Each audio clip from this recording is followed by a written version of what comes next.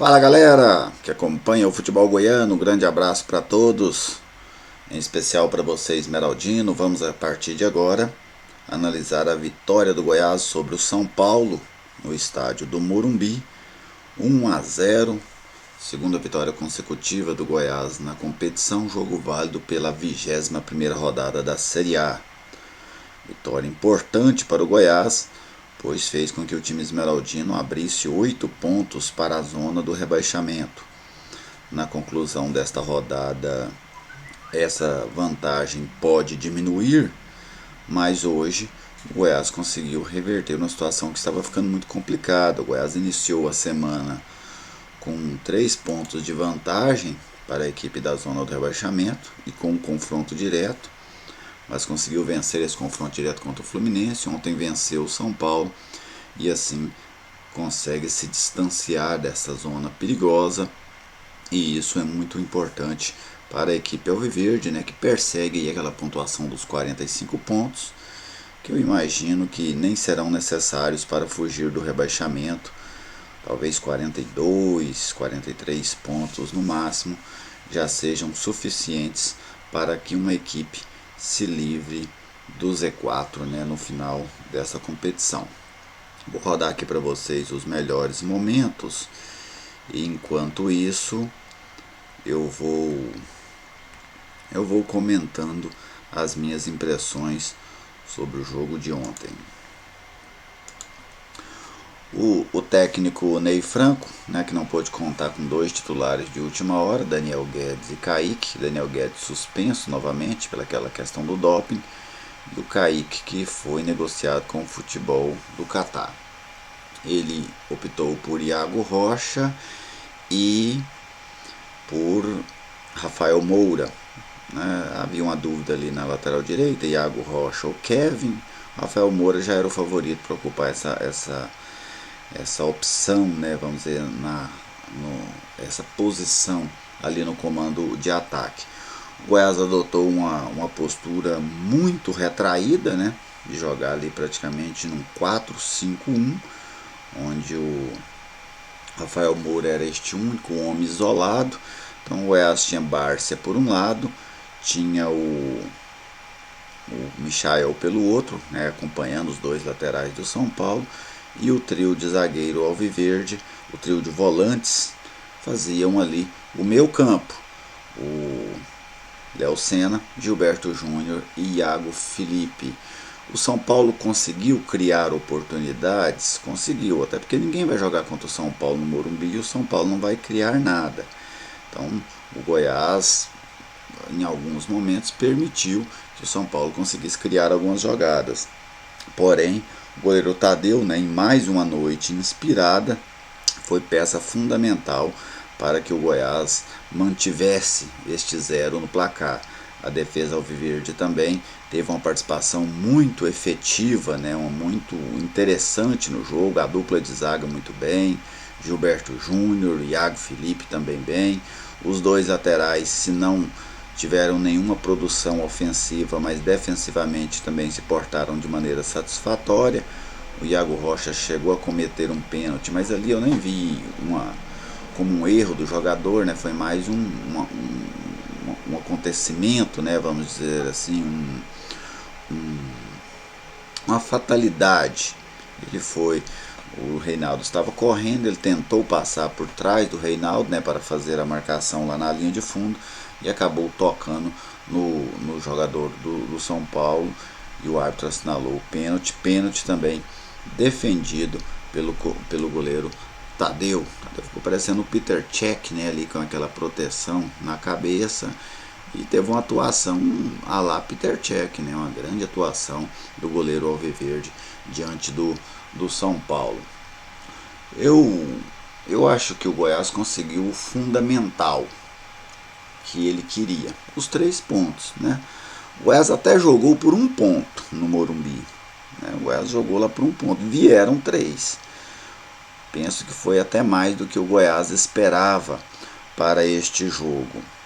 E vindo esses 3 pontos, que ajudam e facilitam muito, né, são importantíssimos para o futuro do Goiás dentro da competição. Mesmo não sendo o Goiás teve uma atuação de gala, não. O Goiás teve uma atuação muito pragmática, né? Um time que se defendeu o tempo todo e conseguiu em uma bola lateral, inclusive, né? Uma cobrança de lateral, Rafael Moura, Michael na sequência e depois a finalização do Leandro Barça. O Leandro Barça foi de um grande oportunismo, né?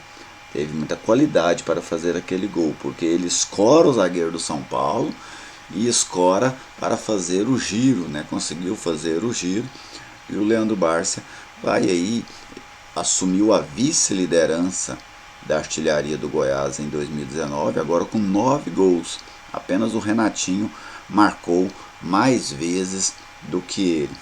Então, você viu aí os melhores momentos, né, deste jogo. Então o Leandro Barça vai se firmando aí como de fato uma boa opção para o ataque do Goiás, o jogador que ajuda muito na marcação e ontem fez este gol da vitória do Goiás. Leandro Barça que também tinha marcado contra o São Paulo aqui no Serra Dourada, na vitória tricolor por 2-1.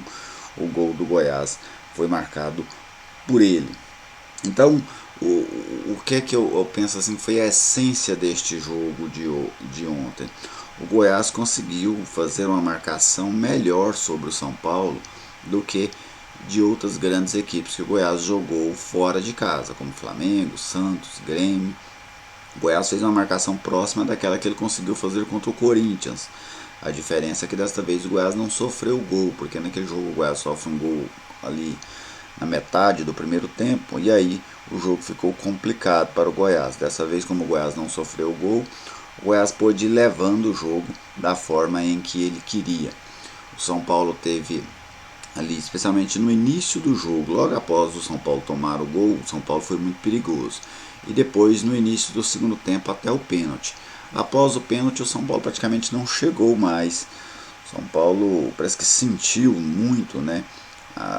O pênalti desperdiçado pelo Reinaldo, defendido pelo Tadeu, e na reta final do jogo o Goiás controlou o jogo com muita tranquilidade.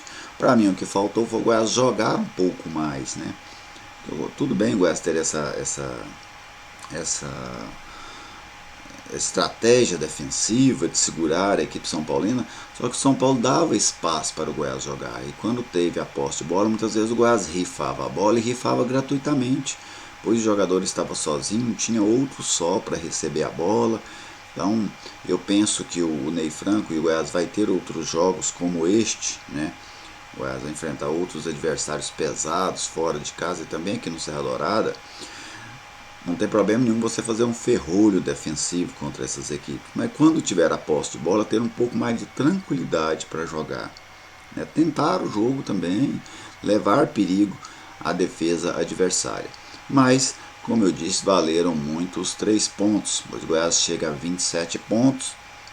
Imagino que com mais 5 vitórias, o Goiás estará livre do rebaixamento. Chegará a 42 pontos. Quase todo mundo gosta de trabalhar com 45, mas por que eu cito 42?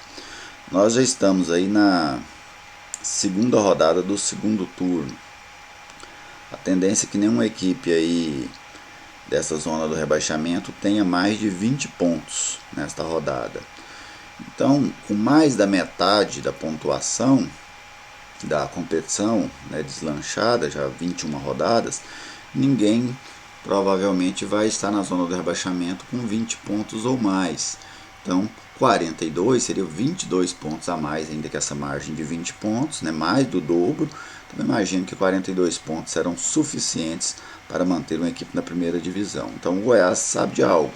Os jogos em casa são suficientes para manter o time alviverde na primeira divisão. Lógico que o Goiás tem jogos aqui pesados. O Goiás joga aqui, por exemplo, com o Flamengo, com o Santos, com o Grêmio.